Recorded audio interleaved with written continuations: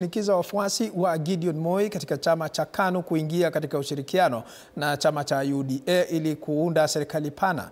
Haya yanajiri siku moja baada ya Ruto kudaiwa kumshinikiza Gideon Moi kusitisha azma yake ya kuwania useneta wa kaunti ya Baringo. Hii hapa taarifa kamili.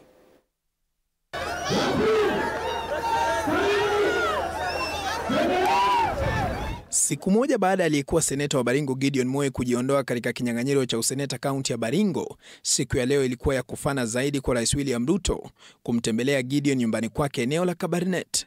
Akiwahutubia wafuasi wa Gideon Moi, Ruto alisema kwamba wakishirikiana katika serikali pana, eneo la Kabarnet litafaidika zaidi, hii ikiwa ni njia moja ya kuleta uwiano na umoja. Mimi nataka tukubaliane na nyinyi, mkubali ili sasa tuwe na formal engagement kati ya KANU, si ndio?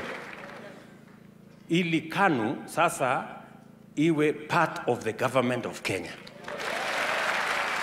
Tuko tayari kama watu wa chama cha KANU to have what we call formal engagement ya kufanya kazi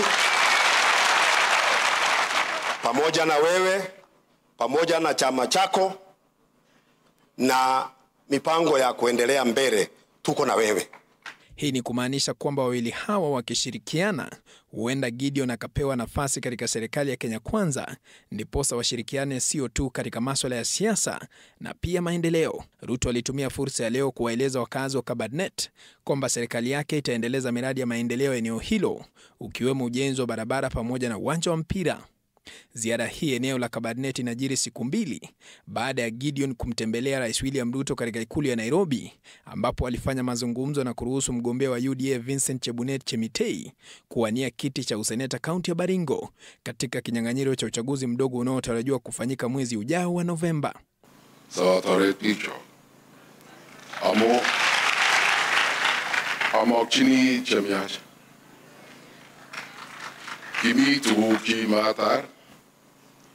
Kimi barabara chi otonon kimi chuba dam kimi tu kap pokwangut ale kanawa atemis abi George Baringo kulenjon kekololi kulenjon choto tugul kemwa ayayane. Leo Rais William Ruto aliwahakikishia Wakenya kwamba uchumi wa nchi uko sawa sasa na kwamba tayari shilingi ya Kenya imepata nguvu dhidi ya dola.